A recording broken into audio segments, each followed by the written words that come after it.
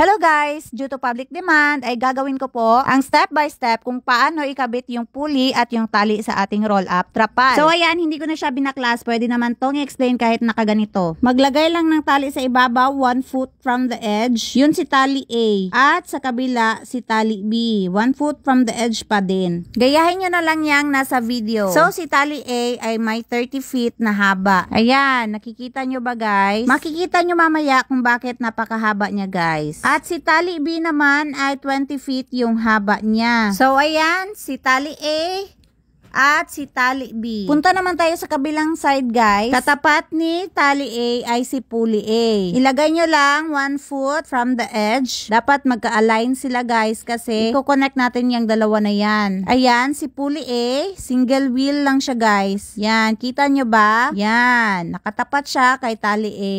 At yan si pulley B.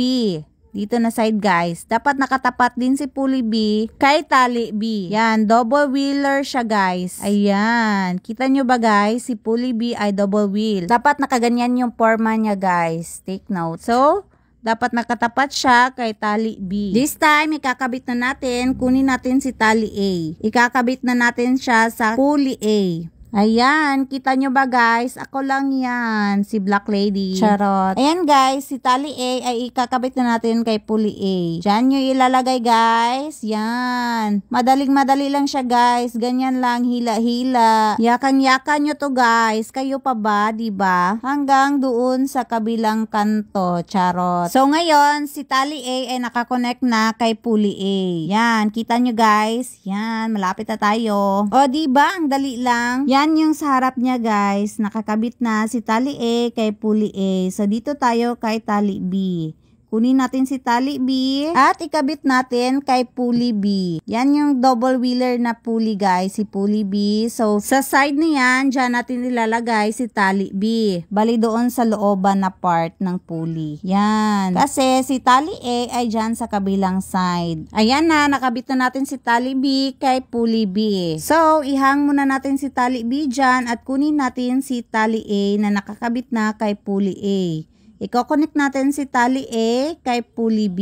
Diyan. Ganyan lang siya guys. Diyan natin ilalagay. Ganyan. Dapat nakaganyan yung forma ng pulley natin guys. Ayan. Para hindi siya uungot. Ayan. Ayan. Ang galing diba? Sana'y may natutunan kayo sa aking video guys. At paki-comment na din kung taga-saan kayo. Kasi ako taga malayong lugar ako. Charot. So ayan na. Connected na si tali A kay pulley A. Papunta kay pulley B. O, diba? Nag-meet na silang dalawa. Ayan. From here to there. O, diba? Ang galing. Ayan, malapit na tayong matapos, guys. Kailangan na lang natin i-connect ang dalawang tali. Bago yan, i-test muna natin kung gumagana ba sila. Ganyan nga pala yung itsura niya, guys. Matapos nating i-connect ang mga tali at saka yung pulley. Ayan, ganyan na po siya. Next step is kailangan natin dugtungin ang dalawang tali. Na-short nga pala sapagkat si tali B. So, kailangan ko siyang dugtungan. Ayan, kumuha na ng karugtong yung tendera nyo. Ayan, kita nyo na ako guys. Pasensya na nga pala doon sa isang video ko kasi hindi ko na demo guys. Sinabi ko lang pala doon kung paano ko ginawa ang aking trapal. Ginawa, ibig sabihin ikinabit kasi hindi ko na naman to ginawa tong mga ginawa ko ngayon guys. Kasi pagbili ko nito guys, ready made na siya. Nakalagay na yung mga pulley at yung tali. Kailangan mo na lang gawin ay ipapako at lagyan ng tubo sa may laylayan. Take note guys, lagyan nyo pala ng tubo dyan. Ayan, kung makikita nyo, nandyan yung tubo sa may baba.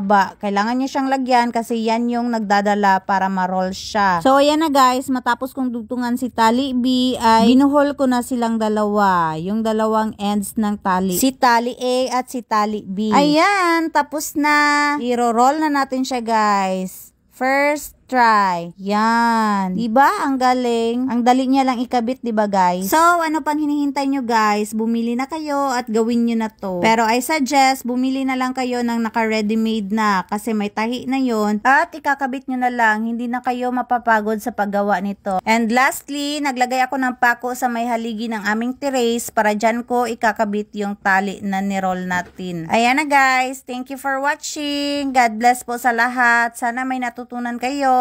Thank you and happy selling po sa lahat. Bye-bye!